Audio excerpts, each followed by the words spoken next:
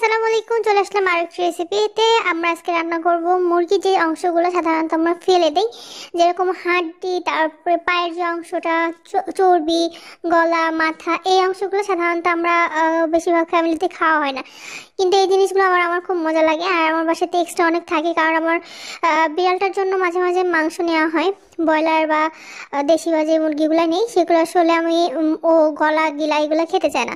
তো সেগুলো দেখলাম ফ্রিজে ছিল, আমি সেজন্য রান্না করতে চলে আসলাম। এই জন্য আমি প্রথমে আলুটা কিউব করে কেটে নিয়েছিলাম। এর জন্য প্রথমে আমি পেঁয়াজ দিয়েছি তেলে। আমি আসলে আলুটা দিয়ে রান্না করতে পছন্দ করি, মাংসটা আমার মাংসে আলুটা খেতে ভালো লাগে। তারপরে তেল কড়াইতে দেওয়ার পরে আমি এখানে দিয়েছি পেঁয়াজ কুচি। পেঁয়াজটা একটু লাল লাল হয়ে গেলে আমি এখানে বাকি মশলাগুলো দিয়ে দিব। এখানে পেঁয়াজটা একটু গরম হচ্ছিল, তার মধ্যে দিয়ে দিচ্ছি কাঁচা যে মরিচটা, সেটা আমি মাথাটা শুধু একটু ফাটিয়ে নিয়েছি, সেটা দিয়ে দিয়ে একটু নাড়াচাড়া করছিলাম। আসলে ঝালটা ডিপেন্ড করবে আপনারা কেমন কি খাবেন সেটার উপরে। আমি একটু কাঁচামরিচটা 5-6টা দিয়েছি। তারপরে পেঁয়াজটা একটু লাল লাল যখন হয়ে আসবে সেক্ষেত্রে তখন আমি যে বাটা যে মশলাগুলো থাকবে সেগুলো দিয়ে দিব।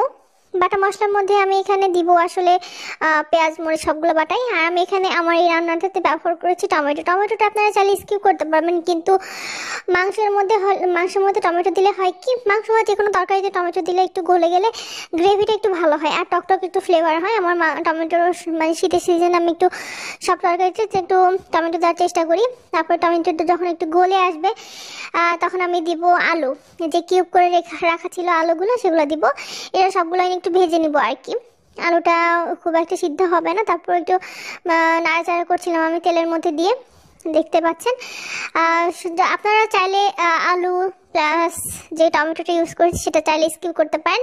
এ পর্যায়ে আমি দিচ্ছি সামান্য একটু লবণটা পরিমাপ মতো দিবেন। তারপর দিয়েছি হলুদ 1 চামচ। এরপরে এই যে হলুদ দিয়েছি, হলুদটা আসলে স্কিপ হয়ে গেছিলো। হলুদ দিয়ে আসলে নাড়াচাড়া করবো, যাতে এই নাড়াচাড়া করতে করতেই আমার আলু এবং টমেটোটা সিদ্ধ হয়ে আসবে। দিচ্ছি গুঁড়ামরিচটা আপনারা যে যেরকম ঝাল পছন্দ করেন সেরকম দিবেন। আমি এখানে 2 চামচ গুঁড়ামরিচ ইউজ করেছি। আমি একটু ঝালটা বরাবরই বেশি খাই, আপনারা সবাই জানেন। তারপরেই তো ঝালটা গুঁড়ামরিচটা দিয়ে আমি আর একটু কষানোর চেষ্টা করছিলাম। এটা আসলে খুবই সময় সাপেক্ষ, স্লো কুক। আসলে মাংসটা যেরকম খুব সহজে রান্না করা যায় সেরকম না, আমি একটু সময় নিয়ে রান্না করছিলাম। তারপরে দিয়েছিলাম যে ধনে গুঁড়াটা ছিল, ধনে গুঁড়াটাকে দিয়েছিলাম। তারপর এখানে দিয়েছিলাম গরম মশলা গুঁড়াটা। এই গরম মশলা গুঁড়োটা অবশ্যই আমার বাসায় বানানো, আমি বাজারে গরম মশলা গুঁড়োটা খুবই কম খাই। তারপরে দেখতে পাচ্ছেন আমার তরকারি কালারটা কিন্তু এর মধ্যে অনেক সুন্দর চলে আসছে। এখানে দিচ্ছি যে ভাজা যে জিরা গুঁড়াটা, সেটা এই জিরা গুঁড়াটা আমি সবসময় বাসায় করি। আর বাসায় না থাকলে আমি যেটা ইউজ করি সেটা আমি ইন্ডিয়া থেকে একটু গুঁড়া নিয়ে আসছিলাম, সেটা ইউজ করেছিলাম। এটা একটা সিক্রেট মশলা, সবগুলো একটু একটু করে দিয়ে দিচ্ছি। এই মশলাটা আসলে সিক্রেট বলতে ভুল হবে, আমি অল পারপাস একটা মশলা ইউজ করি, যেটা হলো স্বপ্নের অল পারপাস মশলাটা। ওদের স্বপ্নের শোরুমে সুপার শপে গেলে পেয়ে যাবেন। সেটা দিয়ে একটু কষানোর তো লেগে আসছিল, তখন আমি একটু পানি দিয়ে দিলাম, পানি দিয়ে আবার নাড়াচাড়া করছিলাম। এই পর্যায়ে আমি যে বাটা মশলাগুলো যেটা আছে আমার, এর মধ্যে সবগুলো বাটা মশলা আছে, জিরা, পেঁয়াজ, রসুন সবগুলো মশলা দিয়ে আমি আর একটু নাড়াচাড়া করব। এই মশলাগুলো আমার আসলে ফ্রিজে সবসময় বাটায় থাকে, এই জন্য আর এক্সট্রা করে আলাদা করে দেখানো দরকার হয় না। সবগুলো পেঁয়াজ, রসুন আর জিরা দিয়ে আমি একবারে ব্লেন্ড করে ফ্রিজে রেখে দিই, সবসময় আসলে সময় হয় না। তারপরে এই মশলাগুলো দিয়ে আমি একটু কষানোর জন্য কিছুক্ষণ দমে দিয়েছি, অল্প মিডিয়াম হিটে আর কি।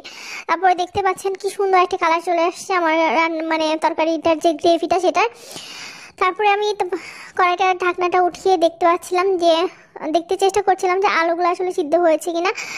আলুগুলা বা তরকারির যে ঝোলটা, যে তরকারি যেটা আসলে মেন ইনগ্রিডিয়েন্ট, তেলটা যখন উপরে চলে আসে তখন বোঝা হবে যে কষানোটা হয়ে গেছে। এরপরে আমি দিয়ে দিলাম সবগুলো যেগুলো আমি রেখেছিলাম, গিলা, তারপরে ছোট ছোট হাড্ডি, পায়ের যে অংশগুলো, পায়ের পাতা, পায়ের নখগুলো আমার আসলে খেতে খুবই ভালো লাগে, কার কেমন লাগে আমি জানি না। তারপর এখানে ছিল মাথা, কলিজা, মাটি, তারপরে এগুলো ছিল আর কি।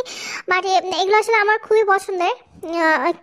কারো যদি খারাপ লাগে সে চাইলে স্কিপ করতে পারে, বাট অনেকে আমার মতো আমি জানি অনেকেই পছন্দ করে এই জিনিসগুলো খেতে, বিশেষ করে মেয়েরা এই জিনিসগুলো আসলে ফেলে খুব কম ফ্যামিলিতে দেয়। তারপরে এগুলো দিয়ে নাড়াচাড়া করে আমি পর্যায়ে একটু আবার ঢাকা দিয়ে দিব, কারণ যথেষ্ট পানি ছিল। তেলও ছিল। তারপরে যখন তেলটা পানিটা যখন একটু উপরে চলে আসবে, যেরকম বুদবুদ উঠছিল, তখন আমি আবার ঢাকনাটা খুলে দিই, আরেকবার নাড়ানাড়ি দিব, নাড়াচাড়া করবো। এই পর্যায়ে নাড়াচাড়া করতে করতেই দেখবেন মাংসটা যেহেতু খুবই অল্প পরিমাণে, মাংসটা খুব মাংস ছিল না, হাড্ডির পরিমাণে বেশি ছিল, তো খুব একটা বেশিক্ষণ কষানো দরকার হয়নি। তারপরে আমাদের গ্রাম্য ভাষায় একটা কথা আছে যে কষানোতেই আসলে খাবারের টেস্টটা। আমি এই জন্য আরেকটু সময় একটু কষানোর জন্য, নাড়াচাড়া করে কষানোর জন্য দিয়ে দিলাম কড়াইতে। এই পর্যায়ে 5 থেকে 10 মিনিট পরে আমি উঠে দেখলাম তেলটা আবার উপরে চলে আসছে।